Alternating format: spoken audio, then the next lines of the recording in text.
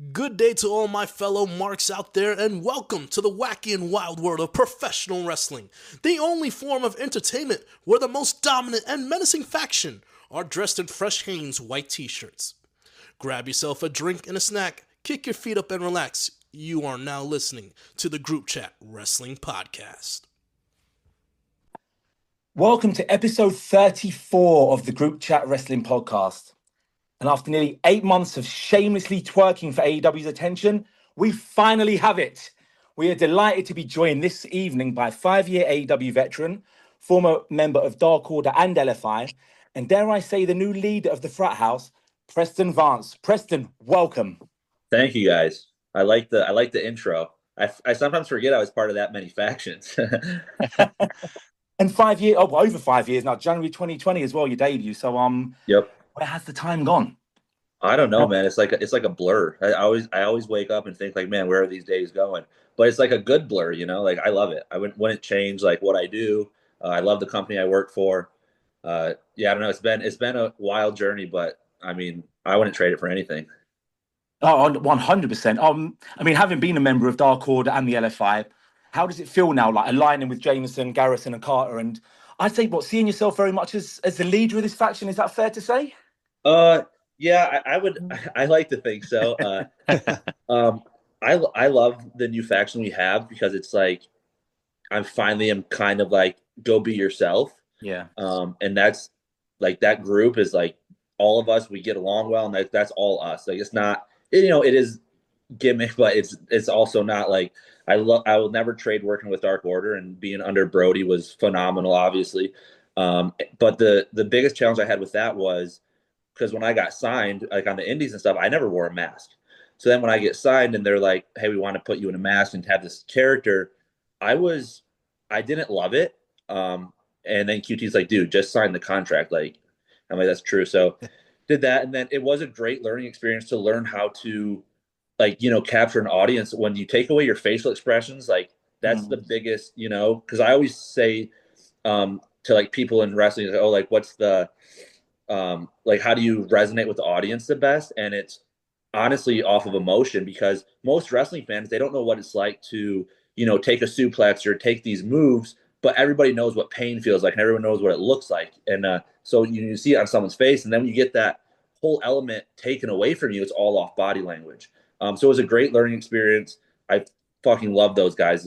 I'm still friends with all of them. And then going from that to LFI, which I love, like I have nothing but respect for Roosh. He like really brought out that intense style because that's how he is. And I got to do a lot of cool stuff, like go to Mexico for 14 days and film like these almost cinematic vignettes. It was just two totally different worlds, which I loved. And the main challenge with that group was now I'm in a group where their main language is Spanish, especially Jalisco, where his English is, Roosh is pretty decent, but Jalisco's isn't. So, when we're tagging, it's like we had to communicate with each other through wrestling, because like we don't know each other's native language. So that was a big challenge, but I loved it. I loved the whole throwing the mask down at little Brody's feet was my idea. And they have a really, really cool shot of that. That's class. Where like after it happened, they like panned to the audience, and there's this woman like in front row or something. She's like crying, and I'm like, oh, we got him. That's awesome. But then the Frat House thing kind of came about because like I'm friends with like the producers and writers, and so they all know how I am as like a person. And this is like such in my wheelhouse where I basically am like a college kid who never grew up in real life. So I'm like, this is when you take real life elements and put it on TV, it comes out the best. So I don't know if you guys are super familiar with like American football, but I always describe like my character or personality as like if Johnny Manziel and Rob Gronkowski had a baby, so like yes. that's kind of what I'm going for. So it's like, yeah, just go be yourself. And then the other guys in the group, like Griff, and I've known Griff forever, like through the indies, and Cole and Jameson, we all get along good, and we all have the same interests as far as like, we like to go to the gym. So it's like, they're good people to be on the road with, and it's cool in wrestling when you're part of a group. And I've been fortunate enough with every group I've been in where I love all of them, but I have seen groups where like, off screen, they don't get along. which that'd be hard. So I love that I'm in a group where we're all just boys, we're in a group chat. We text about ideas and like different stuff. And so, I mean, I'm having fun. I think this year will probably be the most fun I've had in wrestling. So I'm pretty excited.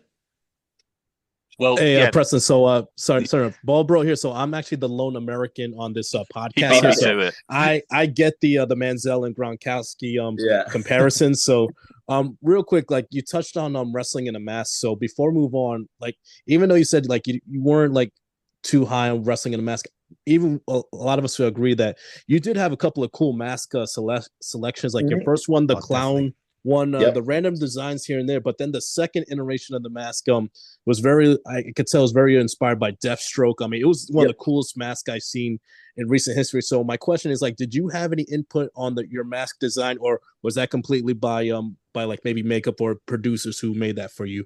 No, it was actually, so when I was 10, I would do this thing on Twitter where I would literally every single from mask to tights, everything, I let fans design everything.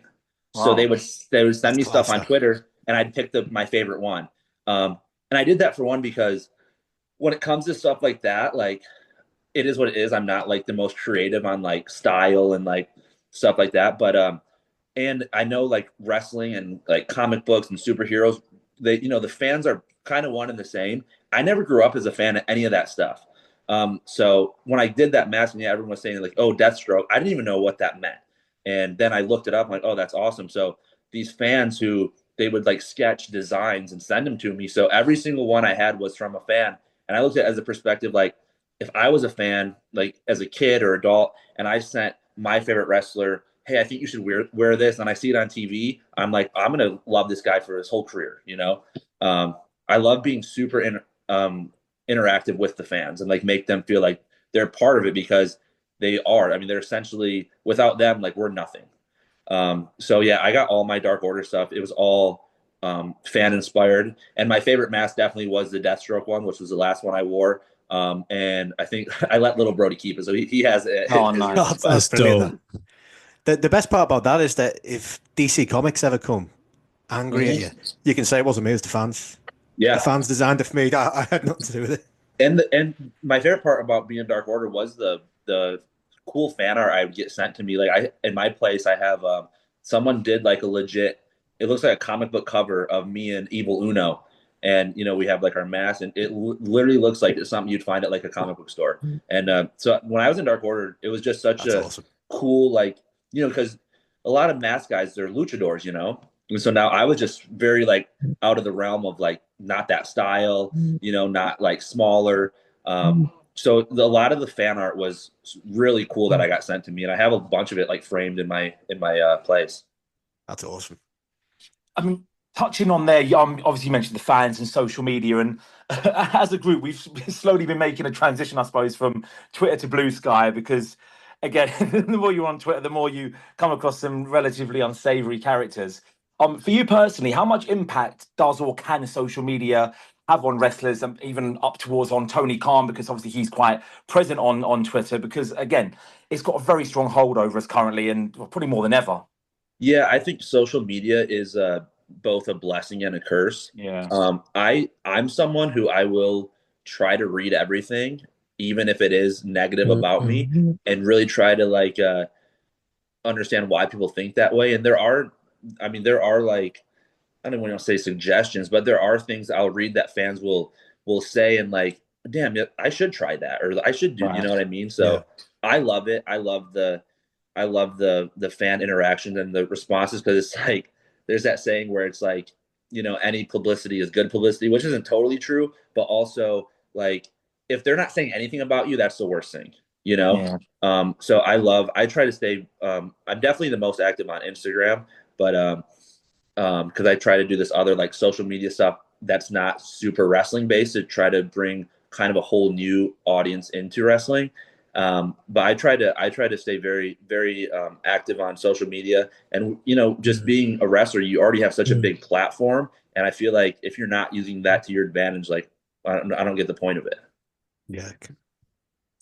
Yeah, exactly right. So I just want to you mentioned earlier that you loved your time with the Dark Order, working with Uno and all the other guys. I saw a lot of like your interactions like in Daly's Place, during the COVID era, like all the shenanigans that you would do on Being the Elite and other podcasts as well. But is there like certain like moments of like camaraderie between you and the group that maybe wasn't caught off of camera, maybe like a small personal like bonding story that you have like with any members of the Dark Order that during Daly's Place, the COVID era, that you might want to share that comes up to the top of your head? Yeah, I mean, the COVID era was, we all agree, like in the locker room, was kind of the golden era of AEW because the camaraderie of the whole locker room was so high because we were legit forced to be together and with nobody else. But with the Dark Order guys, obviously, when Brody had passed, it was like a real, like, I mean, we were there for each other. And at that point, we didn't know each other super well because AEW had just started. And same with Brody. I remember reading this article online about myself and like, oh, Preston is Brody's nephew and like all this stuff. So I didn't know Brody at all until I got signed. So I did a match with Darby, like a dark match, right before I got signed in March. And then the next week was like COVID was full blown COVID, so everything was shut down.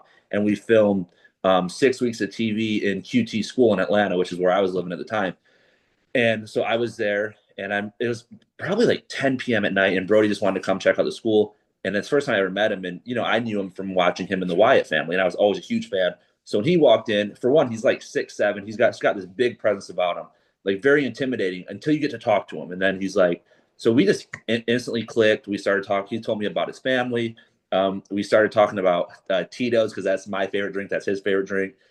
We talked a lot about hockey. I played hockey for 12 years before wrestling. He's a big hockey fan. So we talked for probably like 2-3 hours. Nice. And then he went to Cody and QT and was like, hey, has he have a deal with NXT? Or like, why isn't he signed anywhere? And they're like, no. And then he's like, okay, well, I'm going to go to Tony and I want him in my group. And so he's like, I'll take him under my wing on TV, off TV. And so it was like, I owe a lot to Brody on even having a job in AEW. But going back to the bonding, yeah. When he passed, it was like the whole locker room came together. Like no other. I'll never forget. I think it's somewhere on the internet. Eddie Kingston gave this. This was after the Brody tribute show, and Eddie Kingston gave like a speech to the locker room, like in the little area Daly's Place, and I just remember him talking, and I was just like, crying. And it was just such a good speech. And it was like, man, this is like a real like fucking family. Yeah. Amazing. I remember seeing that speech that you're talking about. I think it was maybe around the gorilla position area. Yeah. I do remember Eddie speaking of that. So like you mentioned your brief experience with Brody. I know it wasn't long that you worked with Brody, but is there like, how do you say, what's the lasting impression that Brody left with you in your short time together, whether it's words of wisdom or just working along with him? What is something that you take with you today? So there's a story I always tell on podcasts. I love it. So after I had gotten signed, 3 days later, I tore my bicep. And I was so distraught. And I remember calling Brody, called Cody. And to this point, I was under like a per appearance deal. So I'm like, I'm going to get fired. I haven't done anything yet. And so I remember seeing Brody in Daly's Place that week. And I went up to him and I said, dude, I'm so sorry. Like I fucked up. Cause like this guy put his whole stamp of approval on me without even knowing me. And then he gave me a hug and he said, you're young, you're jacked, you're good looking, you're going to be fine. And when he told me that, it like clicked, like I'm going to be fine. And then he had this, his ring jacket, this long white jacket. And he said, hey, I'm going to take this to the seamstress and have it like hemmed up. And then, so I still want you to come out on stage with me every week, but we'll wear the jacket to cover your bad wing. And I'm like, okay, cool. This is like Brody Lee's giving me a entrance. I thought it was the coolest thing ever. Now, mind you, it's middle of summer. We're in Jacksonville, so it's about 100 degrees out. And Daly's Place is essentially outside. So there was a segment where I'm on stage, something like around the ring. And I mean, so I'm wearing this jacket. I have my mask on, and I am just pouring sweat. And then I get to the back and he goes, that jacket's pretty hot, isn't it? Because it's just like straight burlap sack. And I'm like, yeah. And he's like, I know you think it's so cool I gave you my jacket, but it was a rib because it's so, and he just melted. And that's the epitome of Brody. He was like the king of just ribbing people. And he just had this infectious like smile. And like we would do BTEs and he'd be in like the back, like watching us as we're filming it. and we would have to do so many takes because he would just make us laugh. And when he laughed, it's so loud, and it was just like such an infectious smile and laugh. And that he's like the real, like when they say a smile can light up a room, like that was him, like to a T. And he was just this, and it's so crazy because he's so intimidating, like the big beard, and he's a giant human, and he's just like, he was for the short amount of time I worked with him and knew him, the impression that he left on me was, crazy. And my wife had that with him when we used to watch WWE. She always was really off put. She's always said, "I bet that vest really smells." And then she listened to someone talking about it on the podcast, saying it was like the nicest smelling vest in the world as well. Someone that no one has. I've never seen anyone say a remotely bad word about him ever. No, never ever. And that's so rare and crazy in the wrestling world, is for no one. Literally nobody ever says anything bad about that guy. Just one final thing. Just looking back, I was thinking, because I was looking through earlier on, and you had over 40 matches at Daily's Pace during the pandemic, and the whole world stopped apart from AEW and WWE, basically. And me personally, I was really grateful to have Dynamite every Wednesday, Dark on YouTube, dropping every Monday or Tuesday, when felt like there was generally very little purpose at that point. So on the whole, how was that experience for you? Just like working as normal whilst everyone else in the world was ordered to stay at home. I loved it because it gave us something to do besides like sit on the couch. At this point, I was living in Atlanta, so we would film 2 weeks of TV in 1 week. So I would drive to Jacksonville every other week, basically. Then we'd film TV, and then we were off for 10 days. I loved it. But it was like, so when I got signed, it was right pandemic. So we weren't on the road at all. I never experienced this. This was my first TV contract. So I didn't really know what it was like, being a wrestler. So everyone was getting stir crazy. Like, man, we just want to go on the road and like see what it's like, all this stuff. And then now looking back, we all are like, I would trade all this to just go do dailies. Like, we had so much fun. Like, everybody, like, we would, hang out on the same floors in the hotel. And it was just like, it felt like you were almost like back in college and just like hanging out with your buddies. And nice. I loved when we were there, it was like, I want to get out of Daly's place and get out of Jacksonville. And like, I loved it so much. I live in Jacksonville now. So, wow.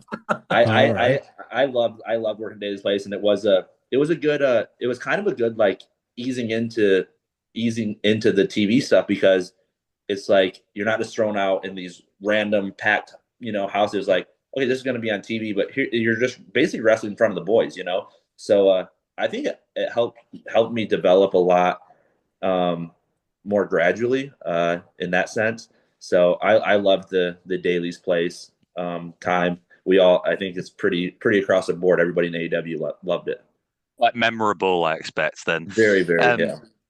I wanted to you touched on Brody and you touched on QT earlier. So it seems like obviously AEW being quite a close-knit family, to sort of coin a word you used.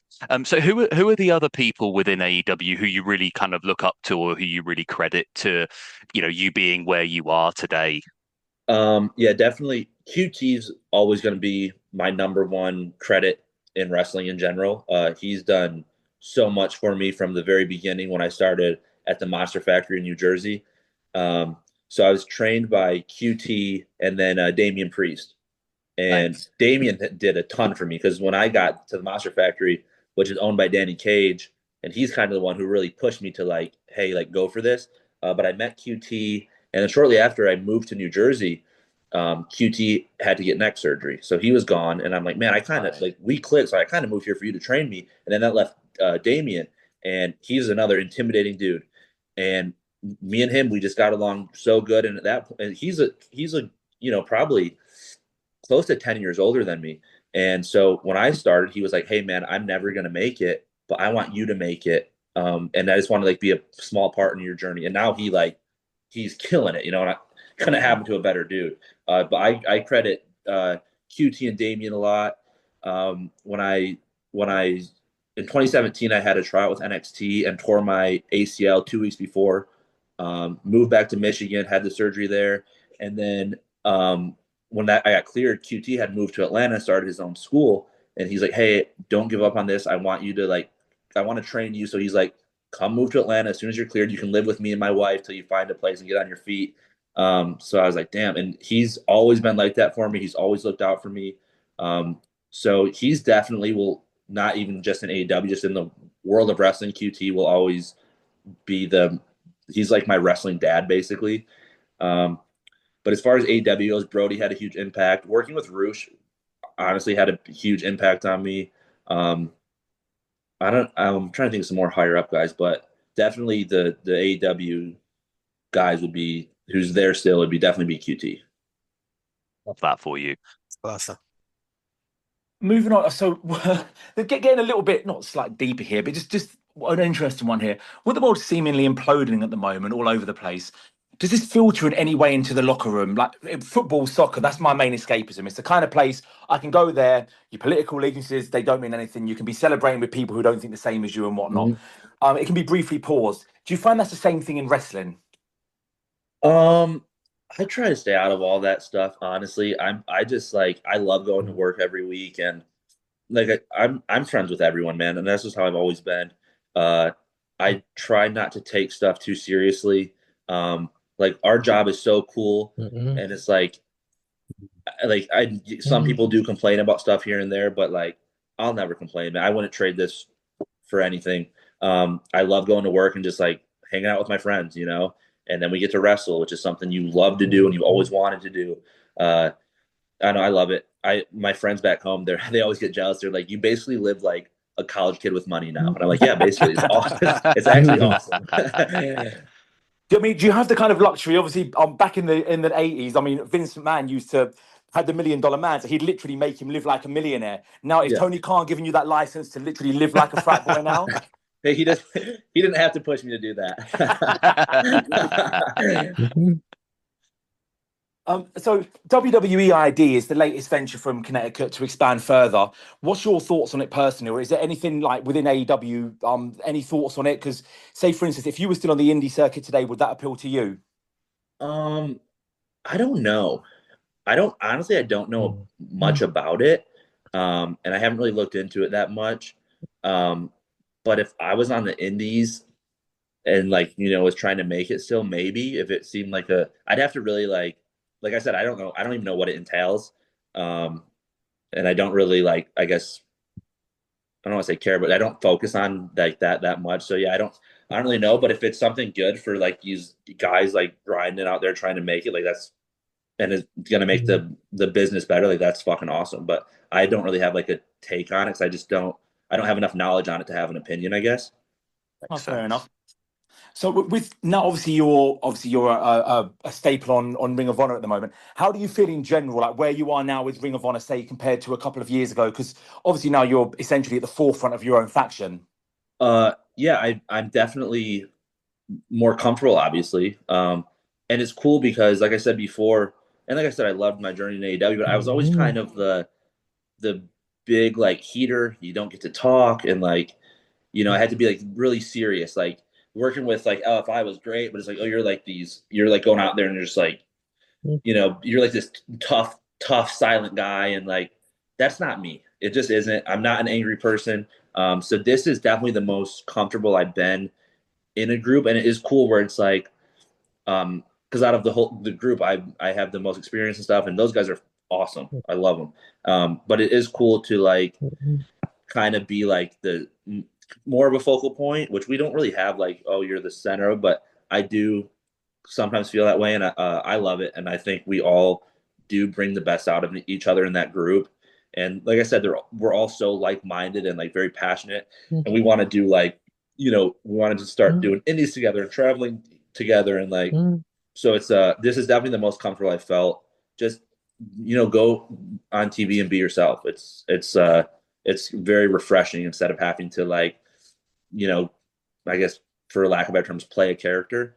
So yeah, I love this new faction. Just be myself.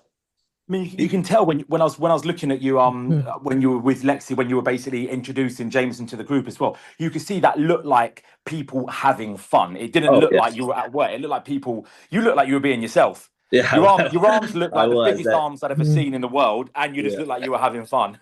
Yeah. That's just me. My my poor mother, she had to raise me, you know, like that my whole life. And I guess I just never grew up, and I don't really plan on it anytime soon. So this group is good for me. And does your mum still vanity check you on Twitter? Or X, oh yeah, all the time. All the time. Do you find that is there much difference being on Ring of Honor to AWTV, or is it pretty much the same? Because it's filmed at the same night most of the time. Yeah, it's way more relaxed, obviously, because it's not live. And you just get to try stuff. Like, yeah, you know, I love it. Obviously, I'd much rather do live TV, but it's like I'd rather do this than sit at home and do nothing. Where it's like, okay, if you don't have a spot for me on TV this week, whatever, I still want to go and do Ring of Honor then, you know? Yeah. Like I hate sitting at home. I hate it. I love being on the road, and doing like, you know, what I always have wanted to do. I'm not a I just want to sit at home and collect a paycheck type of guy at all. Like I want to earn everything. So I love doing Ring of Honor, and I think it has so much potential, and I want to do everything I can to get that potential out of not just me or my group, but that entire brand. So I think Ring of Honor has been fantastic lately. It's on a really good run at the moment. So I'm really enjoying it. I always missed the AEW Dark. I used to love that because similar to what you just said there, you'd see people trying new things that they maybe wouldn't get to try in Dynamite. And I feel like we get that with Ring of Honor a bit, you know, people trying out kind of new sides to the character, you know, new factions, that kind of stuff. So it's great. So I love it, really. Yeah, I miss the AEW Dark. I think a lot of the locker room guys, so good, especially during COVID. Like, dude, that stuff on YouTube would get, million views. Yeah, so, yeah. I missed the Dark brand of AEW. I loved it. Like, honestly, during the pandemic, like, that was the thing. I work in football. There was no football for months on end. But Tuesday, when that dropped on a Tuesday, that was the best time. I loved it. It was genuinely not having a clue what was going to happen, who was going to come out. There might have been 12 squash matches. I didn't care. It was great. It felt like a proper throwback to like when you get like WWF and WCW, like a superstars kind of show. Yeah, exactly. It was great. I loved it. It was I was gutted. I understood at the time why it went, but I'm gutted. I'd love it to come back one day. Yeah, it really introduced the viewership was awesome. I remember like when it would come out, and then the next morning, like my Twitter would be blowing up over, because that's where you could try like cool moves and like see what works, what doesn't work, and see how the fans, going back to like the internet, you know, the Twitter, you see how the fans react to stuff. It's like, okay, fans loved when I did that. I'm going to do that all the time now, you know. Or if you think, oh, they're going to love this, and then it's kind of like crickets. It's like, okay, I won't do that again. You know, I love the platform of Dark, and I think it helped a lot of people who started when I did really develop their characters as well. It really introduced us to a lot of indie talent that we probably haven't been exposed to previously as well. Because with the kind of, you know, regional filming, you would often see a lot of local indie guys brought in, and it was great. It's like some guys who've gone to really well for themselves, you know, become big fans of. So that's one of the aspects that I miss as well. I'd love them to bring Dark back. Tell Tony to bring it back. Yeah. So, just changing tact slightly, Preston. Been really enjoying chatting to you. But we naturally sort of hyped this up a little bit on our Discord, and so we have a few questions from followers in the Discord who so we'd love to obviously give you the platform to answer them if that's okay with you. Yeah, so of course. the first one comes from a good man called Sam, where you touched on this a bit earlier. So what was your favorite or most memorable BTE skit he was involved in? That Brody was involved in? Anybody. Sorry. Anybody. Yeah. I love doing. I have a few. We did this Christmas one where we did like basically a Christmas like carol, and we got like a lot of the locker room involved in it. It was great. I think my favorite all time is when we did the Cowboy Day one with Hangman. Yes. He's my favorite. I love working with Hangman. He's great, and he's funny, and man, we had so much fun filming that stuff. But definitely, I think if you ask anybody in the Dark Order, I think their favorite will always be the Cowboy Day. That's probably one of my favorites. I think my favorite's the Who the Fuck is Griff Garrison? Dude, so I love that classic. so much because now it kind of came full circle. Yeah, exactly. we did an indie show last weekend, TCW, me and Frat House, and there was a few people in the front row, and they kept going, "Who the fuck is Griff Garrison?" I'm like, "Oh, this is so awesome because this came complete full circle." Oh, love that. So touching on the Dark Order, like you touched on the masks and stuff earlier about how it was so very fan led. But how much of a hand have you had in your own presentation? Especially like with the turn, when you were when you moved from the Dark Order to LFI, and then doing what you did to Brody Lee Jr. Like, how much of that was your idea, and how much of that did you get The involved turn was pretty much all like that. How we did it was all my idea. I actually, little Brody, I think his idea was the one to have me throw the mask at his feet. But I remember talking to Tony a while before I turned, and he would always ask, like, "Do you want to wear a mask?" All this stuff, and I didn't, but I remember telling him, like, "You're the boss. Like, whatever you tell me to do, I'm going to do to the best of my potential." But the turn was, I wanted to be out of the mask. I truly did. And I loved working with LFI. And so the turn was pretty much me, but a lot of the stuff we did in LFI was Baruch's ideas, which were great. And he's a perfectionist and really is very, very passionate about wrestling, which I love. The Frat House stuff, kind of a collective of all of us, but this is just the easiest for me to come up with ideas for, because I'll just be living my normal life and something will happen and I'll be like, "Oh, that'll be good. This will be good for wrestling," So yeah, I mean, we have pretty good creative freedom, which I love. So That's awesome. That's awesome. So a slightly more light-hearted series of questions by a loyal listener, Gav, who's a good friend of the podcast, was talking of Pero Peligroso. Apologies for my horrible accent there. What's the hairiest dog you've ever stroked? Oh, actually, so I don't know if it's the hairiest, but it sheds worse than ever. So Cody's dog Pharaoh. Oh, the yeah. husky. Oh yeah, it's a I gorgeous love dog. that. I fucking love that dog. That thing, I would, when I lived in Atlanta and we hang out all the time, I would leave his house and I knew never to wear black to his place because it No, never. And that dog, I love that dog. And yeah, so definitely I'd say Pharaoh. Arrow, yeah. Oh, Gab's come through with some pretty good ones here, actually. Would you rather be permanently sticky or permanently itchy? I apologize for that one. Ooh. I think I'd rather be permanently sticky. Yeah, and I think I'm the same. Why. I'll tell you why, because so I'm big on, when I wrestle, I wear baby oil, to really like get a glisten and like your muscles are popping. Yeah. So in my mind, if you're like, oh, when I think sticky, I'm like, well, I'll be sticky, but at least like I'll look good, Yeah. But if I'm permanently itchy, then I'm gonna be dry and I'm gonna have like red marks all over me. So at least if I'm sticky, I'll be uncomfortable, but I'll still look good. So I'd say permanently sticky. Yeah, there's logic behind that, absolutely. That makes sense. Yeah, I'm all over that.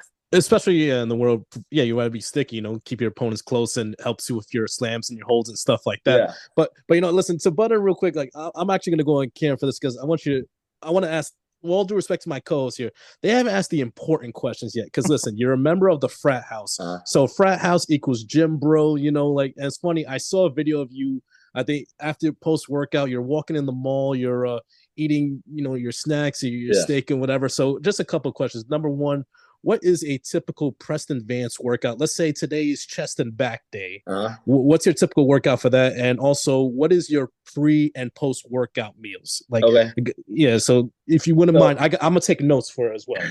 So I'm big on I do a ton of reps of everything. So today I actually did chest and triceps, and I'll do anywhere. So the whole workout will be a total of, I'd say 1,200 reps. So I'll do 600 chest reps. 600. My God. 600 tricep reps. And then you're just toasted. But so before a workout, I have the same thing every morning. Then I'll do 6 eggs, a bowl of like fruit, so like strawberries, blueberries, raspberries, so berries. And then I'll do a bowl of grits and protein shake. That's what I always eat before I work out. And then after I work out, I'll always do either like steak and mashed potatoes or like ground beef. So like red meat and potatoes. It's always my meals before. And it's always like, I don't know, people don't like eating the same stuff every day. I've ate the same stuff every day for so long, but I also am not super diligent on like my friends. They're like I love going out to eat, and like my favorite restaurant ever is McDonald's. I'll be totally honest with you. Gonna get to that in a bit. Here we go. Totally honest, it's my favorite restaurant. I grew up very, very small town, dirt road. I'm essentially just a redneck who found what he's good at. So my favorite restaurant is McDonald's, and everyone's like, "That's not a real restaurant." I'm like, to me, it's a real restaurant. You know? Damn right it is. So I love fast food. My Uber Eats bill is ridiculous every month. But those are definitely the two meals I do eat every day, like at least pre and post. And after that, I kind of like, depends if I'm going out with friends, whatever. I'll eat whatever. I'm not super like diligent on my diet, but my workouts, I'm very diligent. I've actually been to the gym every single day for the past 14 years now. Wow. So through surgeries and everything. When I tore my ACLs, I went before the surgery, and then when I tore my bicep, I went right from the hospital to the gym. And I'm all like, fucked up from like the pain meds and everything. Yeah. And I was in a cast, and I had some random guy in there. He tied the cable machine around my cast, and I just did shoulder raises for 2 hours straight. That's all I could do. And there were these random people like videoing me in the gym, like, dude, this is crazy. Like, what happened to you? And I'm like, oh, I had surgery. They're like, oh, when? I'm like, literally a couple hours ago. They're like, you're a fucking psycho. What? But I just love to do it. I just, bro, respectively, I would be one of those dudes recording. I'm like, what the like? Because listen, I got 15 years coaching football experience as well. I've never seen or heard anything like that. But I want to touch real quick. You said on your workouts, you say you're doing 600 reps. So how are you progressing through? I need to know what the sets that you're doing and the progression that you're doing that you reach 600. So like if I did like three chest exercises, I'll go 10 sets of 10. And then 10 sets of 10 on a different one, then 10 sets of 10 on the third one, and then I'll do the whole thing over again. Right. And then I'll do the same thing for triceps. So 10 sets of 10, 10 sets of 10, 10 sets of 10, and then I'll start over the triceps again. Wow. Can I ask something on that? Because I've been since 2009. I've been going to the gym like I'm still a wasp for the last 8-9 years, 6 days a week. I always give myself one rest day, and like I hate my rest day. I'm bored. I want to do something, but I'm 39 now. I'm getting to the age that I've got tendonitis in both elbows. My knees. Yeah. Like, what advice can you give for me to remedy that without not going to the gym? Because again, there's nothing more boring than rest day for me. Yeah, dude, I don't know, man. I have people ask me a lot of gym questions, and I'll be totally honest. I don't even think I know what the fuck I'm doing. It just works. You looks like you know what you're doing, to be fair, dude. But I just go in there and I just go, I'm not a rest day guy. I've been advised by people I should be, but I just don't listen to them. And it's honestly, it's like my mom would always tell me growing up, like, you could work at McDonald's and you'd still look the way you do because you're so vain, which is maybe a little bit true. But it also is like, it's just a mental thing, man. It's like the gym is where I definitely feel the most comfortable anywhere in the world. I just feel like it's for me, obviously the physical pros of it are great, but the mental for me is even way better. So 100%. I just love being in there. Oh yeah. 100%.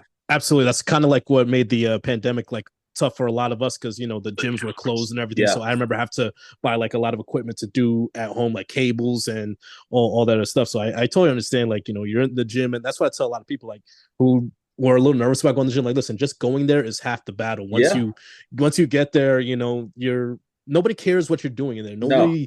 Everyone's concentrated on what you're doing. So that's my thing. And also, like, touch on that is like people, they'll compare themselves to other people, and it's like, dude, we all started there. Same with wrestling. Like there will be, because I'll go train at this school called Hatchet Pro Wrestling in St. Augustine, which is pretty close to where I live, which is ran by or owned by Dexter Loomis.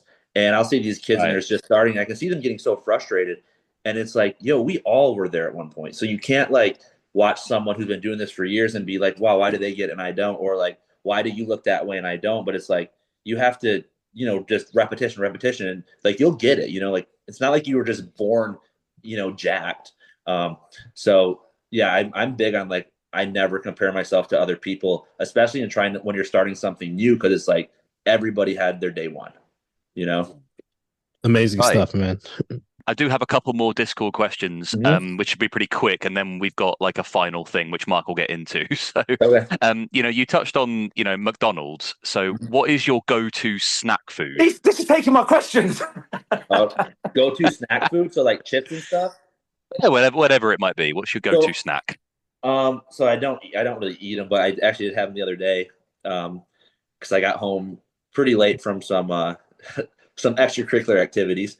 Okay. But I ordered a sandwich, and then I got chips, and so my favorite chips are Funyuns, which I know people are like, oh yeah. But so I'd say my favorite, if I was just not care about like, the calories and all that stuff, favorite go-to snack I would eat a pound of Funyuns. I also love pork rinds too. Right. Respect. I was expecting something like really, really like just out there, but Funyuns I can respect. I like them too. Guy either. Like I'm not like into cake and ice cream. So it's sweets. Oreos are by far my favorite. So basically any of the most common like like a redneck like white trash food. That's my favorite. I'll tell you one thing. There's a trick here with Oreos, and honestly, if you do this, you'll thank me for the rest of your life. Crush up Oreos, mix it with some cream cheese, let it set. Dip it in some melted chocolate and let it set in the fridge. It's the greatest tasting thing. Oh wow! Okay. Honestly, I saw the recipe online and made them, and I mean they're like crack though. You can't stop eating them. But my God, they're so good. Oreos, whipped cream, dipped melted chocolate. Let them set. Honestly, you end up putting them into your promos because they're so good. Honestly. Yeah, right. Maybe I'll get an Oreo sponsorship. Why not? There you go. Yeah. So. Speaking of the topic of eating, we've got one more Discord question, which is from a loyal listener, Mose. Shout out to Mose. Do you miss slow motion eating with Ethan Page? I love that. I love that bit, dude. So I started doing like my own social media stuff recently where it's like working out, like partying, wrestling, like kind of like just lifestyle videos. And I told my camera guy, I'm like, because we have like a whole content list that like notes we share with each other. I said, hey, on this list, just right, slow motion eating. I said, I'll explain it in person, I said it'll be a great Easter egg for like the wrestling fans, I thought that shit was so funny, and it was so stupid and simple, and people just loved it, and that's like the best stuff is like when you're not even trying, you're like, oh well, this will probably flop, and then it's just like this is awesome, and it wasn't awesome. It was literally just me eating, and then he would make it in slow motion. But yeah, I love doing that. I just love being on camera. Yeah. There was one other question that was added after you put them together, Dan, from Punish Bidoof on the Discord, and it was basically just what do you believe is the biggest challenge you have in your career at the moment?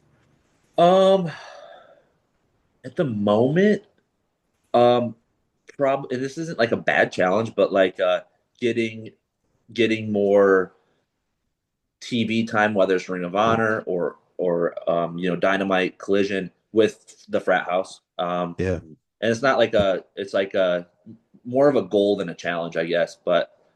And still like, none of us have ever tagged together. So it's like kind of still learning how each of us move and like, stuff like that. So being part of this new group is the biggest challenge right now, but it's like a good challenge. And it like makes me like very excited. Yeah. Exciting. We've got one final thing here, and it's very much a quick fire question. So I don't want you to think this is kind of thing. Just free your mind and say the first thing that comes into your head, if that's all right.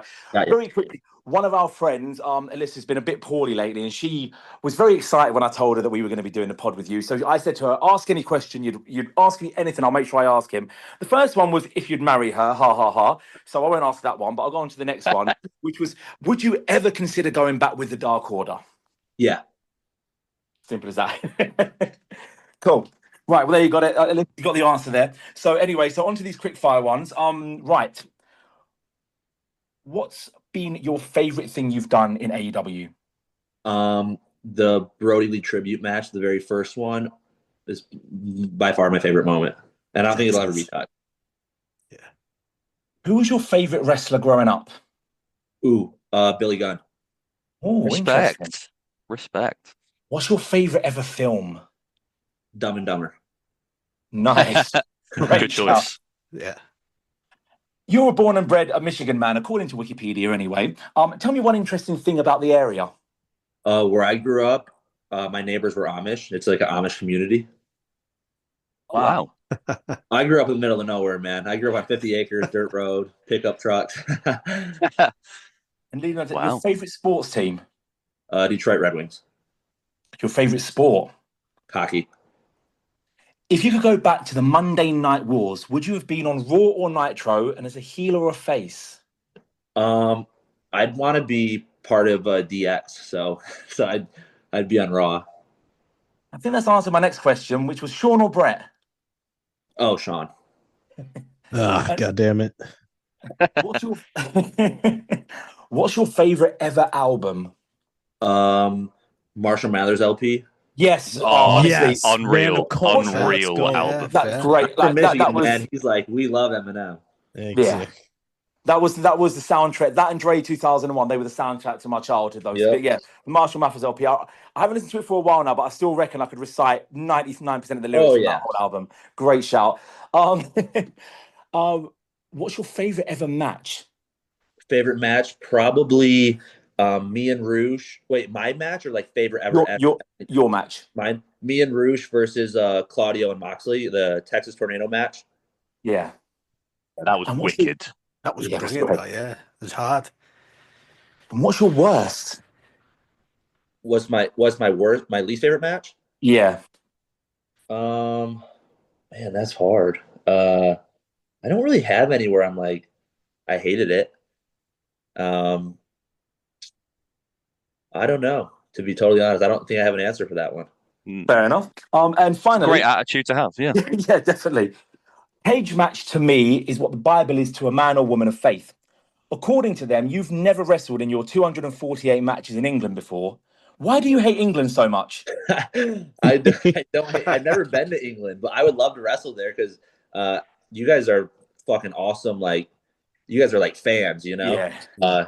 Dude, I would love to wrestle in England, whether it's for AEW, whether it's indie promotions. Like, I would 100%, I'd go there in a heartbeat.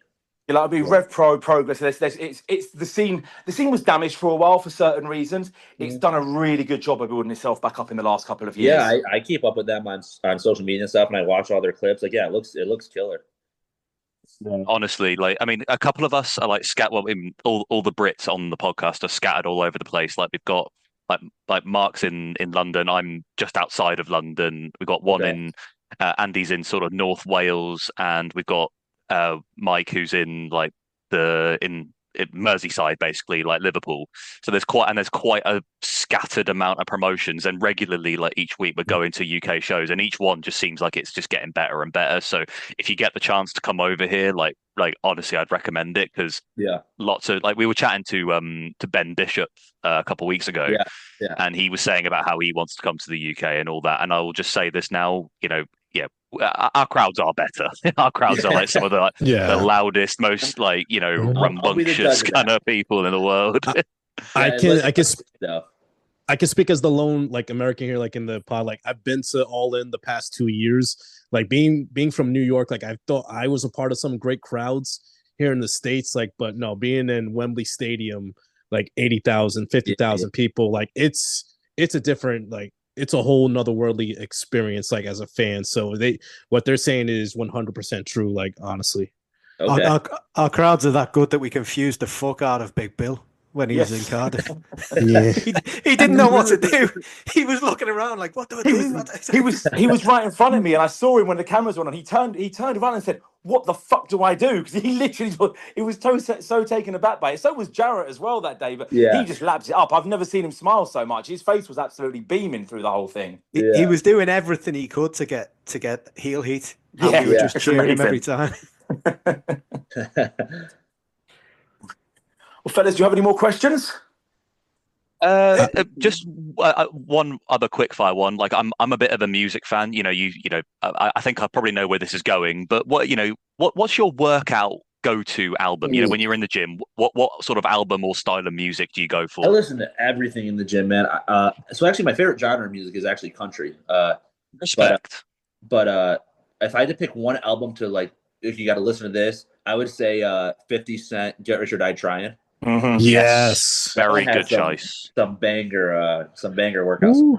Every beat on that, literally every beat on that album is on point. And Two. again, every chorus, every hook on that album was brilliant as well. It's not got the lyrical depth by any stretch of the Marshall Mathers, but again, if you're pumping iron, you've got a bit of caffeine in you and you've got a bit of energy, it's right up there.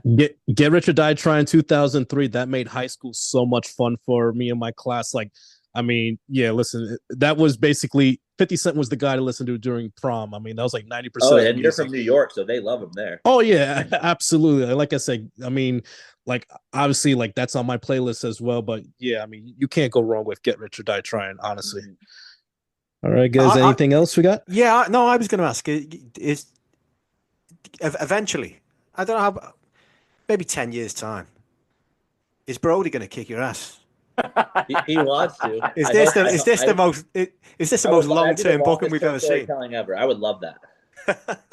And dude, he trains and stuff. He trains with Natalia and TJ in Orlando or in Florida. Really? Oh, that's class. Yes. Yeah. And he's gonna have his dad's height. I was just at Disney with him for his birthday last month, and he's 13 now. Like, he's tall. Like, I think he's gonna be fine. Yeah, I can't wait for that video package. Like you said, well, he's 13 now. So I mean, I know like Nick Wayne started when he was 18 with AEW. So like, in 7 or 10 years, that video package is going to be pure like cinematic gold. Like, throwing the mask at his feet, and then then we see the training montages like from that point on. It's gonna be like Rocky-esque when he was getting ready to fight like Apollo Creed or something like that. Yep. QT became your coach basically a decade ago now. He always feels like someone who, personally, I believe, and we've all said this, receives an incredibly unmerited amount of criticism. Granted, the majority of that comes from the fountain of knowledge that is Twitter. But would you say he's one of the most underrated minds in wrestling? And is there anyone else that springs to mind that doesn't get the props you feel they deserve? He's personally, from like what I know, I think he's the most underrated mind in wrestling by far. Someone else, I'm trying to think who's Jerry Lynn's really good, but he definitely gets more flowers than QT does. But yeah, QT, to me, there's no one that matches his mind for wrestling, and doesn't nearly get what he deserves. He's fantastic in ring as well, isn't he? I mean, he's one of them guys that in the old dark days, he could have a good match with anybody. Literally anyone. Like, I've watched him wrestle kids who had just started wrestling, like at his school, and they know nothing, and he will put on, like, if the kid's been wrestling for at least like 5-6 years, it's like he can make anyone look good, and he loves doing it. Like, he loves wrestling, and he's very passionate about it. And he's someone who I think is probably the most underrated in the whole industry, as far as like their mind and his whole work of art he's crazy underrated. He seems like someone who he's very happy to sit back and just do this work behind the scenes, and doesn't feel like he needs the acclaim like maybe some other people would, because he seems to be someone who everyone speaks well of, but you don't see him come out and put himself forefront and center of everything like other people might do. Never, ever. He is just he'll be the first one to put anybody over. He doesn't care. He cares more about the business as a whole than he does himself personally, which is so fucking rare. He's just I have nothing ever bad to say about him. And I mean, without him, I don't think I don't even know if I'd still be wrestling. So well, that's close. Thank God he stuck around, and thank God you still are, because you're a joy to watch, and we'll be cheering you on, obviously, from whenever you decide to come to the UK. Absolutely. And then we can go to all the pubs I hear about afterwards. Absolutely, absolutely.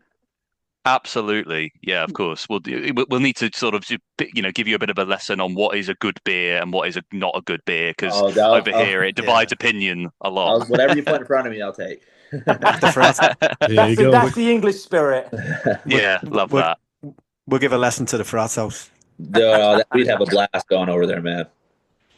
Oh man. Well, Well, honestly, Preston, it's been great having you on. We really appreciate you taking your time to speak to us. We hope you've enjoyed it as well. We hope we've made it at least an enjoyable hour for you to chat away with us. So yeah. On that note, anyone else got anything to add?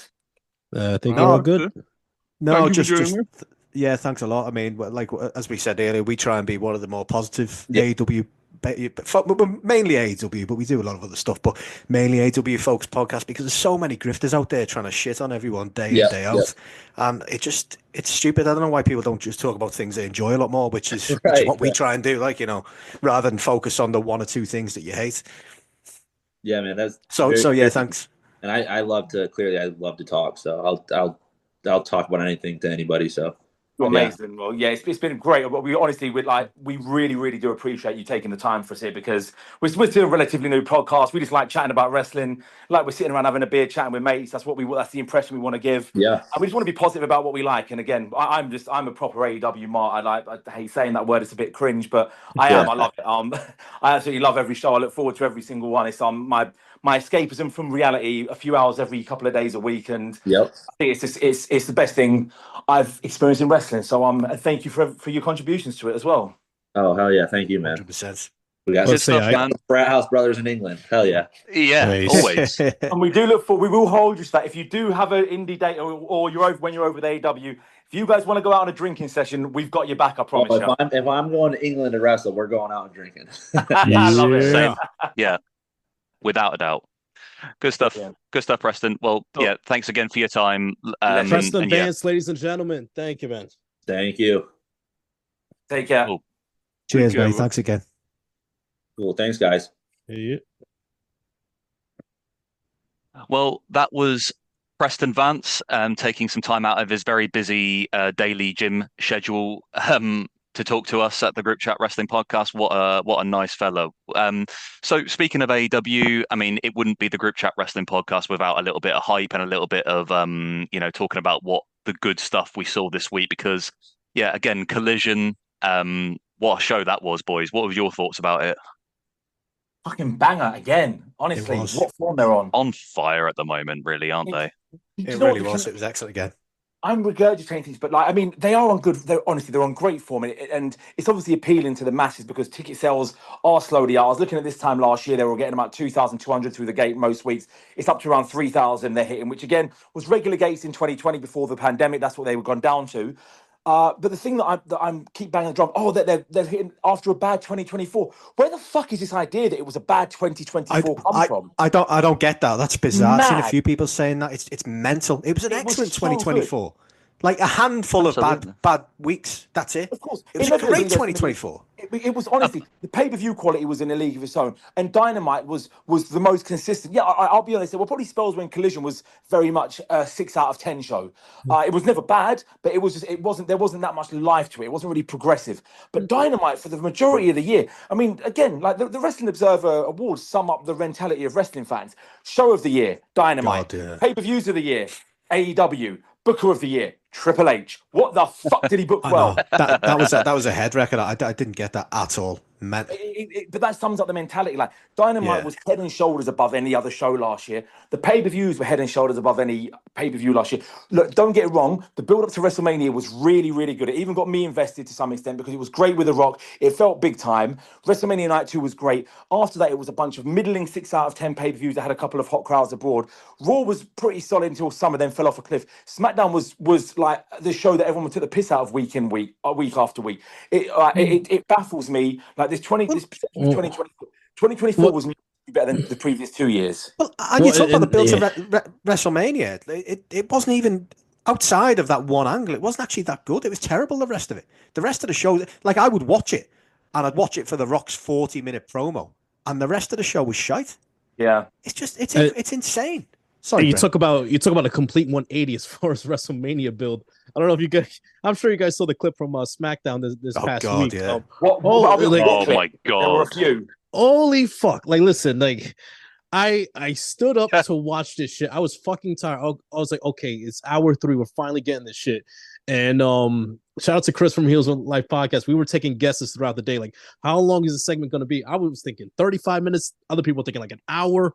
No, it was 20 minutes of some nonsensical, just fucking mental, just gymnastics. Like it was just weird. It's like Rock's like, I don't want your title, I want your soul. I'm like, what the fuck? Like you're touching his face, and now the Cody memes are out there with the Rock's hand like caressing his ear and his neck and whatever. Like Cody doesn't already look and talk like a natural human being at times, and that now you add this interaction as well, because like besides that, like the rest of SmackDown was absolute shit, because SmackDown is the worst weekly wrestling television show going right now. That's not even a discussion. Can I say right one now. thing about that? They keep banging this, that Road Dogg's being thrown under the bus. That you can tell Road Dogg's not going to be a particularly good booker. Road Dogg might have put this really bad show in the week before. This show has been subjectively terrible for 10 months now. Like, what's the excuse for the rest of the time? They've thrown him under the bus for a couple of bad shows. Unless he's been booking the last 10 months with no one overseeing, and then one of two things. One, that's pretty tone deaf from the company that they've let someone get away with doing that for that long. Or B, it's a load of bullshit, because he's done a couple of shows. They've now realised, we need to change things. Let's shake it up. Let's blame someone. He's taking the bullet. It does feel that, whenever someone is sort of promoted, or like a nominally like in this kind of position, that suddenly they become like the scapegoat. It does feel like that is a part of it. But do you honestly think he's come in and just booked the entire fucking show for the last couple of weeks? Because that's clearly not the case. But that's the way. That's the way they're trying to make it out. Yeah. Like so he's come in and took over everything to do with SmackDown. Everything that is to do with SmackDown is Road Dogg on his own. It's the Jim Jacobs effect, isn't it? It is. It is that. They did the same thing with Cornette in Ring of Honor, when actually like he wasn't booking the show. Was it Delirious? He was just like the. He just had a title that they didn't use, but then suddenly people blamed him. Yeah, the show was pretty bad at the time anyway, so he probably had some involvement in it, but he had that sort of nominal title, and then he got blamed for it, basically. I think that there was some kind of shady shit going on there, but before we move on from SmackDown, the best comments I've seen after the Rock's promo was the Trevor Dame one. You guys probably seen it. He said, Rock giving a promo that is Darth Vader telling you to join the dark side in content, and Guy trying to sell you a timeshare before he gives you a free voucher for Six Flags in length and interest level. That's exactly what it was. That's brilliant. It wasn't too far from that, but I just want to just talk like real quick, like what the Rock segment, what the effects were for the show, because before that we found out that they scrapped the Naomi and Liv Morgan match, which is horrible fucking timing when you consider early last week there are rumors that came up that saying that the women's division is not happy with their current booking in WWE. So you come off the heels of that with scrapping the Naomi and Liv match. Like, they had a disqualification, the match never took place, for a 20-minute segment with Rock and Cody. And I'm like, it's a 3-hour fucking show. You couldn't do that match plus the Rock's meandering and just weird undertones. Like, and what I hate is that there's a section of WWE only fans who will see that, like, it's business and blah blah blah. They got to put on the screen what's going to make the most money. I'm like, I hate this fucking mentality from certain fans that they talk about business and money. I'm like, you're talking about money that doesn't go in your pocket, that you're not invested in, that you don't have any capital. So why do you? I can't stand like this section of fan base that will talk about business metrics and money and ratings. Like, dog, you're just a fucking fan. Honestly, there's no other fan base like it. Like, you don't get it with football over here. You don't get Arsenal fans arguing with Man United fans by saying, yeah, but how many people showed up to our stadium this week? How many tickets did you sell this week? It doesn't happen. It's just it only happens here. I guarantee it. Yeah, it only happens with wrestling. That's it. That's it. Anyway, but moving on from that, we're on the theme of positivity. Like, there was so much to enjoy about Collision this week. You had Hologram and Mortos, like, tearing it up like for like 13 odd minutes, like to start the show. I mean, like, anytime you put those two in the ring, you're going to get absolute magic together. Like, just so much fun. And then fucking Gabe Kidd turns up, just like I know he was announced technically, but him having like a bit of a beefy, pretty short but beefy match with the Butcher, perfect, absolutely perfect. And I'm really interested to see where they go with this Don Callis possible intrigue that he has in Gabe Kidd, because we all know that Callis has a bit of a, he and Kenny are now like enemies for life. And who did Kenny Omega face recently?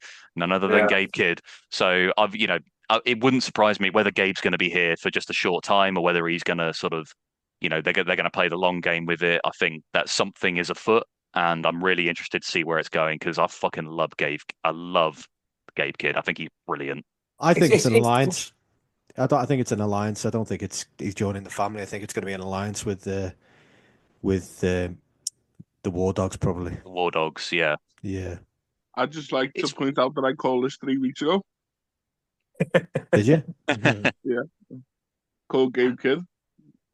I think it's fucking great. Even so, we got Clark Connors as well. So the promo aired like after Collision had finished and all that. But so it does feel like there's something going on with the War Dogs. Like they're going to build to some kind of match. It's going to be an alliance, whatever. Maybe it is an early build to Forbidden Door or something. But it's great. It's happening away from Forbidden Door. It doesn't make it still feel so forced. When that's what I mean. Yeah. It's so much better when it's done like this. So much more enjoyable. Yeah. It'd be good if it's a slow burn. Forbidden Door's still 6 months away, like almost to the day. In fact, actually to the day, but as we're recording. But so you could play the long game with this, but do I want to see Kenny Omega possibly like feuding with the Don Callis family 6 months from now? Probably not, because obviously he's going to have Okada to deal with at All In, and we've got he's got to have like other things to do in the meantime. Hopefully,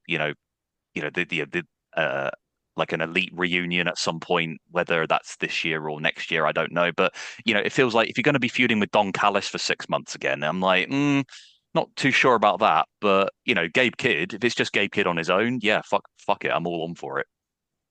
You got to think what Kenny's going to do after Revolution, like what direction he goes in. Like he's potentially going to have the international title. He can be taking that around touring. He could be fighting Gabe Kidd anywhere for that title. They can be anywhere for that. So I think he's stop planting some seeds for some stuff we can get with Kenny that's going to be. I mean, there's so many matches I wanted to have this year. Oh, hold on. Kenny gets that international title. The following month is Dynasty. Kenny Omega defends that international title against an incoming Speedball Mike Bailey. I'd love the match, but I don't know. It feels a bit too early. Yeah, there's too many people that want to see Kenny fight before. I wouldn't bring Speedball in to have him lose to Kenny Omega straight away. No, and that's the thing.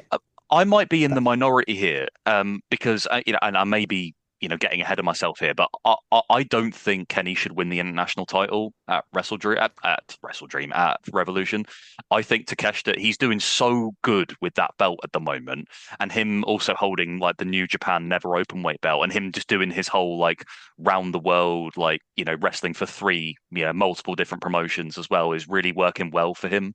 It's earning him like a lot of credibility, and I don't want it to end, and I think that international title would still look really good for Takeshita if he held it for like a few more months. But I'm probably, again, I think Kenny is going to win, but to me, I don't know. If it was up to me, I wouldn't do it yet. It's just Kenny losing again to Takeshita, isn't it? He's already been his kryptonite, twice. Isn't he? That's the thing, So, but losing again, the fucking hell, the internet would lose the shit, wouldn't he? Why are you not presenting Kenny Omega as a star? I feel that Omega is in the same boat as Okada. Like if the match is going to be them two at All In, neither one should be losing before that match. Like the stakes need to be at its highest for that match. And shout out to my guy Light Skin Gaijin, who's proposed the idea like Okada comes in as your continental champion, Omega comes in as the international champion. It's a title for title unification match. It's the AEW Intercontinental Championship. Please. I don't know. I don't want it. I don't want that name specifically. Do you know why? Even if they just kept the international, even if they just kept the international name. Intercontinental is an original name. What are you talking about? Oh, I just don't like it, to be honest. And then you make it a white strap belt. Original. My thing is that we've criticized AEW more than enough for like the online discourse would be so much fun. We criticized them so much for how they've not used certain titles well, like the trios titles and the tag titles of TNT. The international title has always felt fucking big. Yeah. Do you remember when it was first introduced and it was one of them where people were like, what's the point of this? Yeah, what's the point of this? And we got some fantastic matches out of that. Well, and it has been ever since. Like, yeah, it's the workers' belt, isn't it? You know, I mean, we've spoken about the TNT, about how it's lost all kind of credibility at the moment since Garcia's had it. But you know, when it was first introduced, and it was Pac who won it, and then a week later he defended it at Rev Pro. Yeah, that's what it should be about. Like, when you know, the one I associate most with it, other than like Takeshita, is obviously Orange Cassidy, and he defended it like not just on AEW, like pretty much all the time, like regularly. But he also just randomly showed up at a Rev Pro show and put it on the line in a scramble match that they had, just opening the show.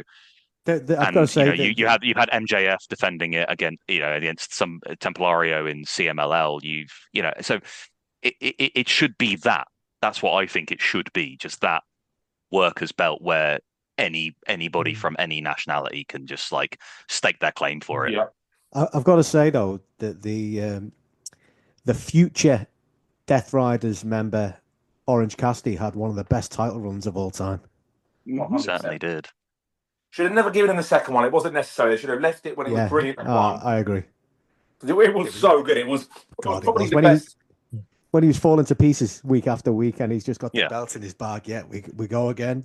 You want a title shot? Yeah, go on. Whatever. It was the best title reign of anyone in AEW, of any title, in my opinion. I agree.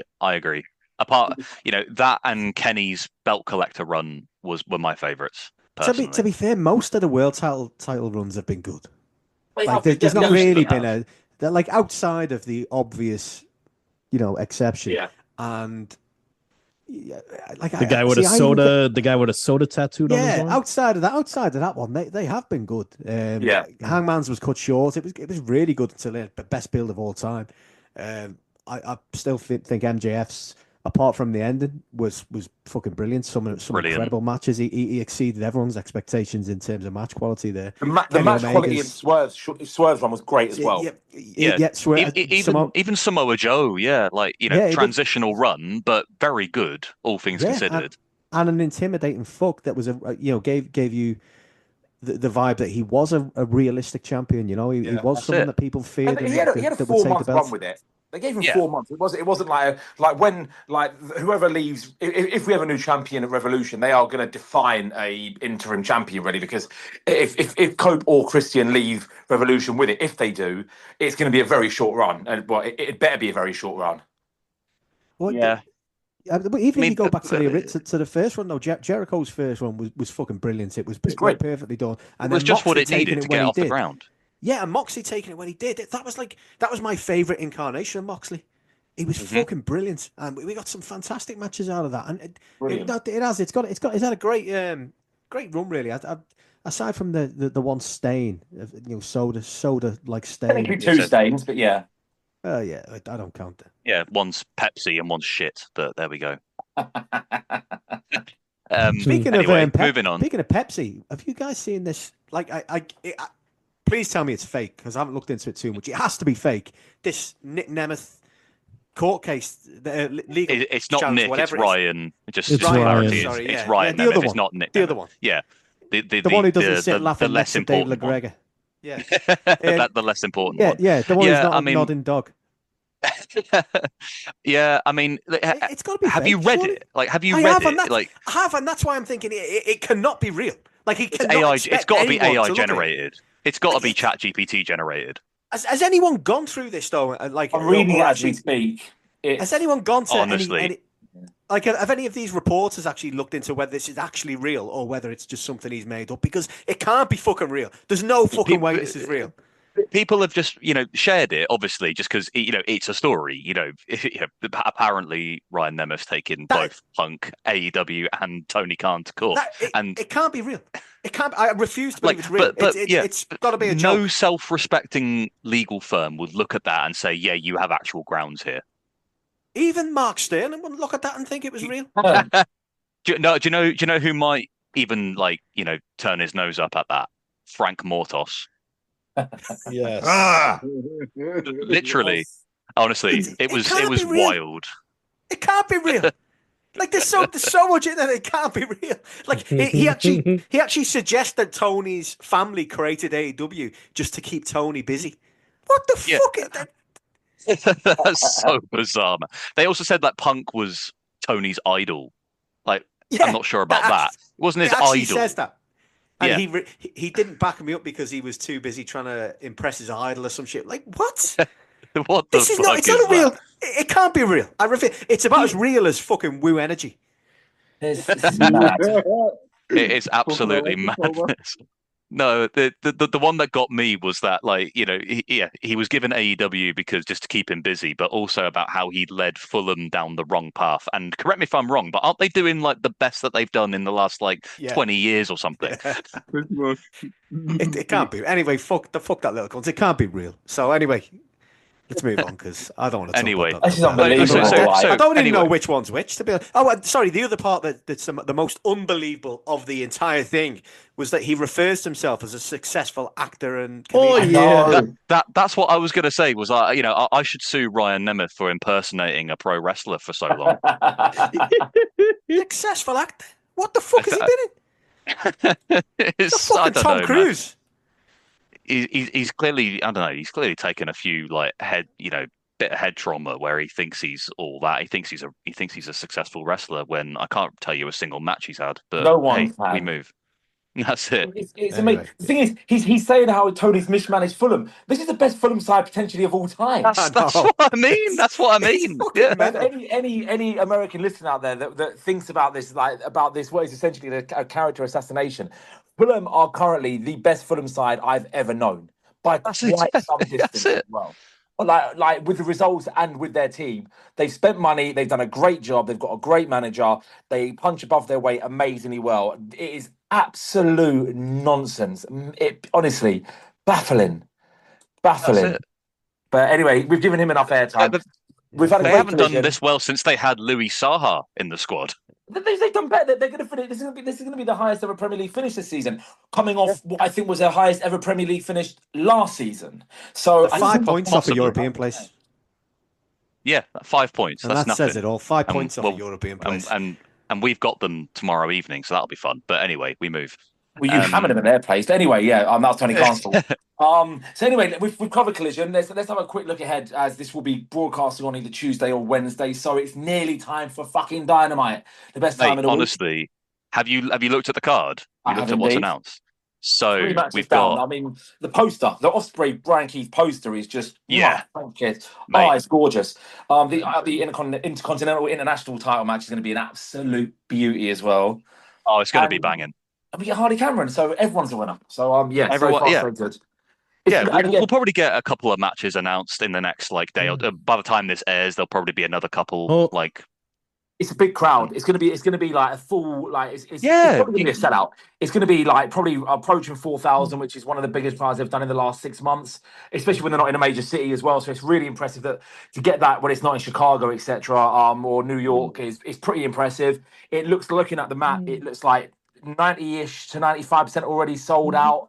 And so it's exciting times. Again, it's a reflection of the fact that the product is striking a chord with more of the fair weather fans, you'd say, as well as us hardcores. And look, the run they're on at the moment, it's what 7 or 8 shows in a row that you say a minimum 8 out of 10 now. I think 1, 2, 3, 4, 5, 6 at least. Is it a recording for Collision as well? No, there's not.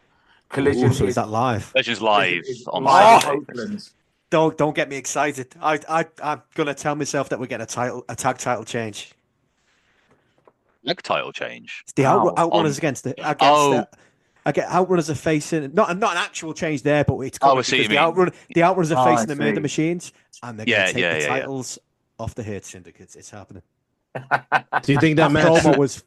That match has to happen at the pay-per-view, right? They definitely got I'd say so. We can shift on to Revolution now because we the card is shaping up. We've got 6 confirmed matches. Mate, honestly, how good was that promo, by the way? That could be any Outrunners promo, but that promo was fucking fantastic. It was brilliant. With the Hurt Syndicate, when he goes, "I've got good and bad news for you," and Turbo turns to Truth, and he's like, "Hey, it could be good, but it could be bad." It's a win-win. But he was saying like, nothing defines succeeding like success. I loved it. I think I did say as well that I think the Athletic Commission needs to step in, because I see they've been helping motivate a basketball side, and I think this is an abuse of peds, performance enhancing dudes. This is disgrace. It's got to stop.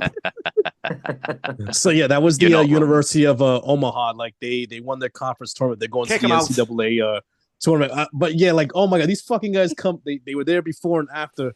He's like, what did he tell you? Like what brings success? Like what's better than winning? Like just nonsense. Like just the fucking the craziest, like just funnest shit ever. And then their elbow dropping trash cans in the locker room. Like it was such a great fucking vibe, man. Kick him out. I'm not a fan of people abusing pets. Get him out. It's a disgrace.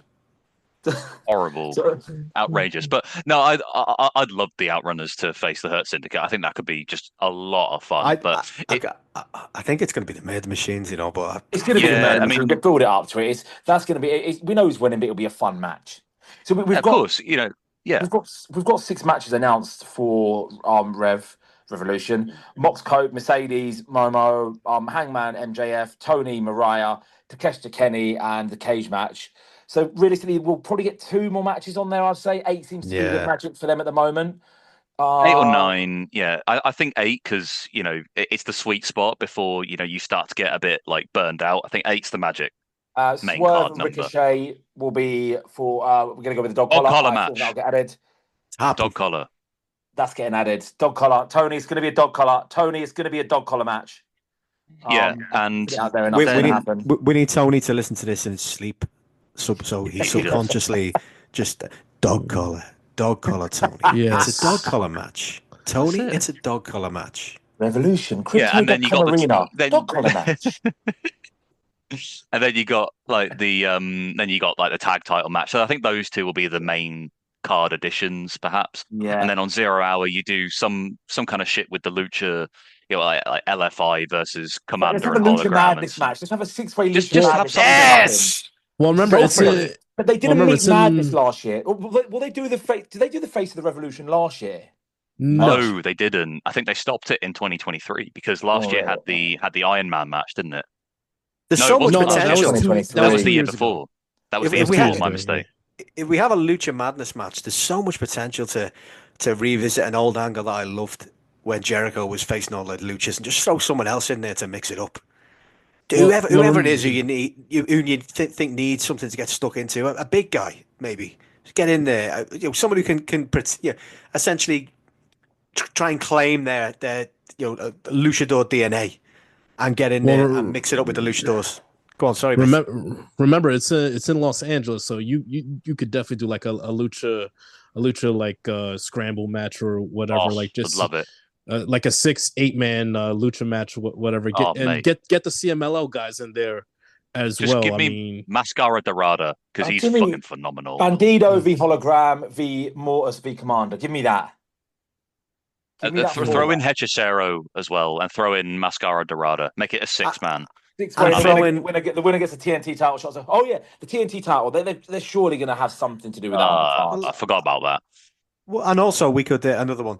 Tony, if you're sleeping, enjoy your sleep. Also, Los Outrunners in the Lucha Madness match. Yeah. Put that on repeat. Real quick, I want to touch on the Tony Mariah match. Now it's kind of being billed like as their Hollywood ending match. Yes. So I was on a space last night, and one of the guys, I think it was either Wrestle Guru or Voices of the Marks, who came up with this idea. It's in LA, and this is the final match between them two. How about paying homage to Goldust and Roddy Piper, WrestleMania 12, the Hollywood backlot brawl match? So good. You could, just like that match, you could do it with Tony Mariah. It's in segments throughout the night. You start at the Hollywood backlot area, start brawling there. Then it goes, the feed cuts away to wherever next area. Then I don't know if you do a car chase like you did. I don't think you do the car chase because that fit in perfectly at the time with the O.J. Simpson's car chase. Like you could do a segment in like on a movie set or whatever. You do that, but the main part is that they finish in the ring.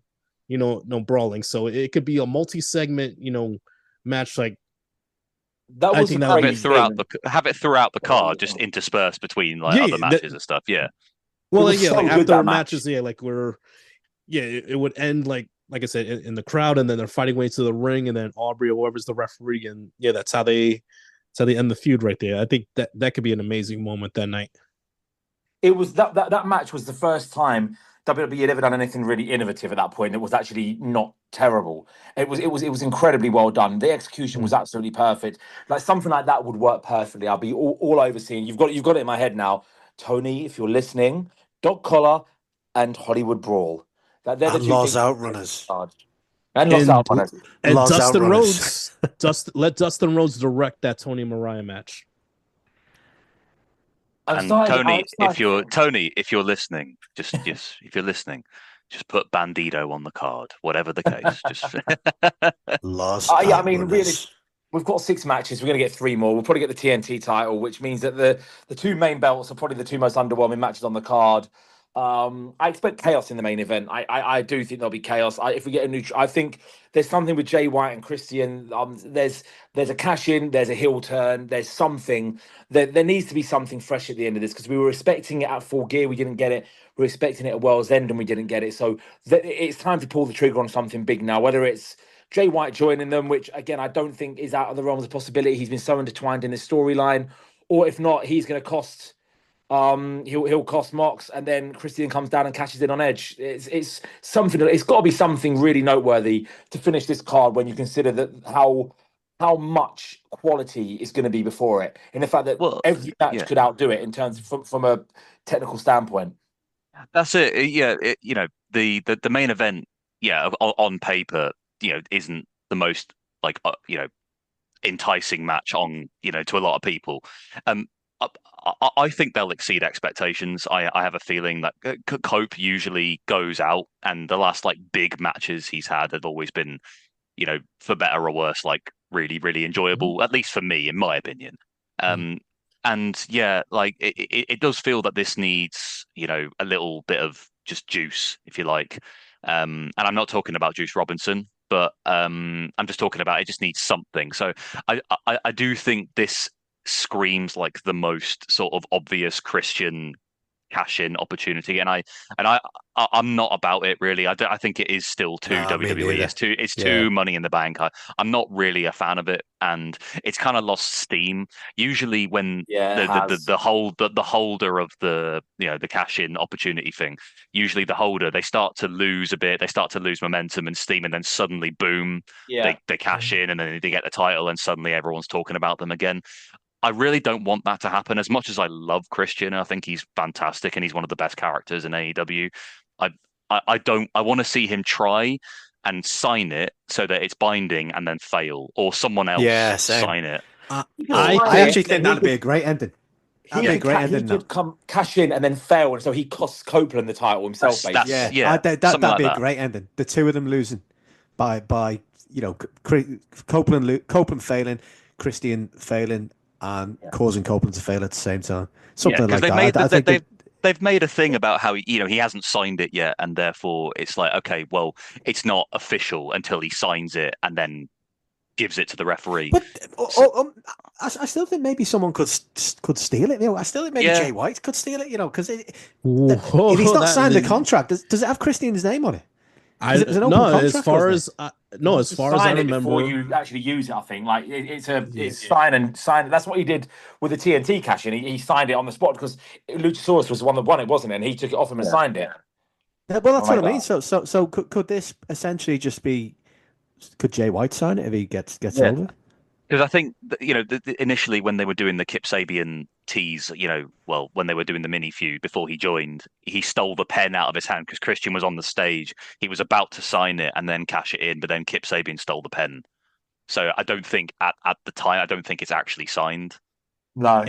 Andy, are you secretly on the writing team? Because dude, that's something to look out for right now. I think to be fair, I think one of you guys said it a while back, so I can't really take credit for that. But I would love that if that's the case, and he's not signed it, and maybe Jay White snatches the contract and signs it and takes the pin. I'd actually look. I don't like cash-ins, but I'd take that. Yeah, it feels like they need to do something because, yeah, again, I love Christian, I love Copeland, I think, but I don't want them as like the world champion. I want them somehow to try this whole thing, but then somehow their efforts bring them together. So that later down the line, about All In, we have that match between Cope and Christian and the Young Bucks. I just want Christian to get the TNT title again and give it some meaning because it's shite at the moment. No, so there's two people who I want to win the TNT belt. I mean, yes, yeah, Christian elevated that belt like to new heights, but I think if he had it now, it would be a step down for him. I think Cope and Christian need to have that tag run now. Well, not now, but like in the next couple of months at least to start building to it. But the TNT should go to somebody. But my perfect candidate for the TNT would be one of two people. It would be either Buddy Matthews or Mark Briscoe, just so I could see them every single week tearing it up and defending the belt. Yes. I'm big for Briscoe winning something like that soon. I think he's earned it. I think he's someone who's so over at the moment, and they should work with that wide. He's really hot instead of him cooling down. I'd be all over him winning that title off of Garcia or whoever it is as soon as possible. I think having a selection, having the undercard champions being Briscoe, Takeshita, Mercedes, that's an exceptionally strong lineup of very diverse characters. Whereas at the moment it feels Garcia's a weak link. I do agree. Garcia's just the odd one out. The Cope and Christian should get a title shot down the line. Against the Outrunners tag champions. That would be fantastic. Los Outrunners versus Los Conquistadores. And they should lose as well. Oh, obviously. It goes without saying. Nobody beats the Outrunners. No, nobody beats Los Outrunners, especially. I honestly, I did tell you guys, but I want to see the, whatever the name was, I've totally forgot now, the FTR Luchador team. What were they called? Fuck. Oh. Christ. The Super Ranas. I want to see the Super Ranas come back. The Super Ranas against the Los Outrunners. Give me it. I actually think FTR are turning. I think I've convinced myself. They need to. Happening. FTR are turning. They're going to cost Cope. I think Christian's going to come down and he's going to be. I don't think this obviously is what I want. I feel like FTR are going to turn, but what I actually want is that to happen, and I want Christian to come down and to be conflicted as to whether he's going to help Cope because he's got fucking 7-on-1 or whatever, or whether he's going to take that title shot. And I want him to actually help Cope in the end, and then that's how we. I want this chaos. This is fucking chaos. I love it. And then his family then are disgusted because he's missed out the chance that they've worked the bollocks off to get him. Yeah. And then maybe Luchasaurus comes back, takes over the family. I'm all for that. Son. I'm all for that. He's ready, isn't he? Apparently, he's cleared. Yeah. So well, I don't know whether he's cleared by AEW yet, but I think that he's made good progress and he's like been backstage and he's been doing appearances. That's great news. Yeah. So it's the same with Sky Blue as well. Like apparently she's kind of ready to come back and all that. I saw her jumping around, so her ankle definitely doesn't look very broken anymore. She was bouncing around going crazy in Australia, mimicking a kangaroo. So I think she's okay. Because when she's back, it'll be a great little pop when she comes back because she's a fan favourite and she's always going to have. It's a shame because she was gaining a bit of momentum before she got injured, unfortunately, and she was doing, she was doing really, really well. But she's, I think now with the Hounds of Hell being the way they are, whether she picks up her alliance again with Julia, I think, I'd like that because, again, we've talked about the women's division and about how stacked it is and how there's not enough screen time. But I think if Julia's not going to be getting like a big singles run, then have her and Sky Blue tear it up on Collision, on Ring of Honor, because they need to do something. If we're not going to get more than 1 or 2 women's matches a week, then they need to give people something to do. And I wouldn't mind seeing Julia and Sky go on a bit of a tear in Ring of Honor myself or on AEW, but because they're both great and they've both got potential. It doesn't need a title either, and it's one of them. Again, we say this every week, but there's nothing outside of the title matches or the title scene in terms of build for the women. So it'd be great to give them just something non-title related to go at it. Yeah, it'd be great. Yeah, it's what do you? Sorry, mate, go on. No, I was going to say like we were talking about Revolution about how there's going to be another. I think we could get a third women's match on the card, and I think we could get Megan Bayne and Penelope Ford versus Thunder Rosa and Chris Statlander. That's a pre-show match, I reckon, if that happens. And 0 hour. Yeah, maybe even a fourth. Oh no, maybe even a fourth. We could also end up getting that inevitable Marina Willow match as well. I'd love that. I think that's got to be for a pay-per-view though. I would hate that to be on the pre-show. That needs to be on a pay-per-view. Yeah. I'd save that for the next one, or a Dynamite. Main event's a Dynamite rather than the pre-show. But what do you guys think about Okada? Because his promo, he gave props to Buddy, but he said he's still a bitch, and he said he was going to put the dog down. Do you think he's going to? Do you think Brody's getting a shot next? I mean, Brody, it felt like that to me, to be honest, from his promo. Well, usually what they do is when someone is, when there's not a clear contender, usually they put them on TV a couple of weeks before that. And Brody squashed Max Caster on Saturday, didn't he? Max Caster's brilliant, man. Oh, he's smashing this at the moment. Like he's so fucking good at what he's doing, and he's playing the same character he's been playing for months. But he's the same character he's been playing for months, but he's getting shown up now because there's no Anthony Bowens, and it works. Yeah, it works so well, man. His attempt at technical wrestling to get out of that, it was so fucking good. Yeah, he's found his lane and it's working, and people are, they have an excuse to boo him now because he's actually playing a bit of a cocky heel and all that. So it's worked. I'm really enjoying this open challenge that he's got. He's kind of like, really working for me. It's got to be Stokely, hasn't it? He's gone from go away heat to I want to see him on TV every show at the moment because he's just get his ass kicked. Yeah, it's just fun. It's really working. That they've done such a good job with so many characters in the last couple of months. There's so many people over, like from Harley to Caster, to Ricochet more than anyone. To the Hounds of Hell. Like now they haven't got, no offense to Aleister Black, but since he's gone, the other two have been so much more over. The Her Syndicate, how over they've been immediately after coming in. The Outrunners, like so many people are hot now that like either weren't there or weren't hot 5-6 months ago. Like it's a great time. I will dispute the nonsense about the recovery from 2024. 2024 I think was the best year. I think the highlights of 2024 the best year, are the best overall, but that's my opinion. But yeah, it's a good time. Good time. A lot of things to look forward to. Dynamite will knock it out of the park again. Collision, then we're into Revolution week, and I can't wait for that. Before we shoot anyway, you guys know about me dog. What happened there over the last couple of days? He's only 10 months old, Cocker Spaniel. But he's basically Kenny Omega. Because he's had 12 centimeters of his colon removed. And, Kenny Omega is called the god of pro wrestling. If you swap them letters around, my dog Buddy, he's the dog of pro wrestling, man. Yes. I actually was, honestly, I was saying to her that we should rename him to Kenny Omega, but I think it's a bit late because he knows his name now. But I wish I had. I wish I called him Kenny Omega. You can't mess with a dog this late in the game. But no, it's been like, honestly, it's been a horrible couple of days. But I can imagine, mate. He's still critical, but he's on the he's looking brighter and stuff. Yeah. So yeah, kind of like next few days should be big. But no, that's. I'm really glad to hear it. I'm glad he's doing okay, and obviously, thank God he's got you to look after him and all that. And the positive thing is that being that he's only 10 months and everything, and that he's and he's still got a whole lot of life ahead of him. In theory, he won't remember it and everything like that. All he'll remember is I don't think he remembers it now. No, I think he remembers it now. He's still trying to eat stuff that he should be eating. But what I did was when we brought him back and he wasn't himself, obviously feel a bit depressed after the operation. It's a long operation. I put a video of Kenny Omega Gabe Kidd on for him. I said, look, this fella had the same as you. Look at him there. And he perked up a bit now, so I think he's a bit more positive, knowing so what can be.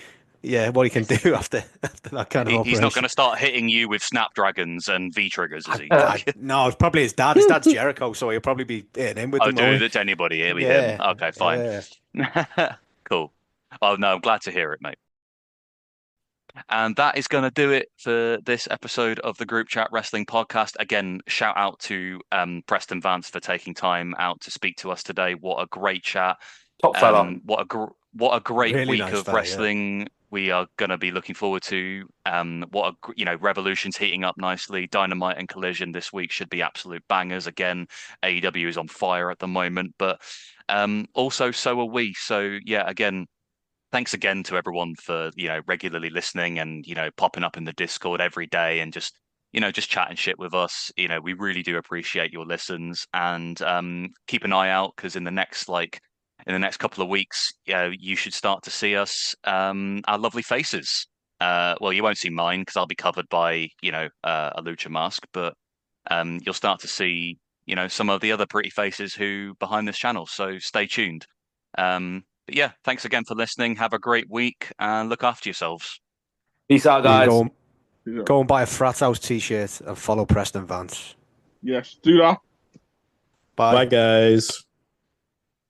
I'm adding this in post-production. We're going to just cut to Preston again really quickly, just so he can tell you a little bit about the merch that he's got on his website and his socials. Okay. New shirt on shopaew.com, Frat House. It does come with sleeves, so if you want to cut off like I want, I'm going to cut the sleeves off mine. Also, follow me on social media, Instagram, TikTok, Twitter. It's all Preston Vance, PRES10VANCE. Instagram, I'm kind of doing this cool new social media, like, I don't know, for lack of better terms, day in the life, and just like doing cool stuff, some fun shenanigans. So I would love everybody's support, follow, have fun. And that's about it.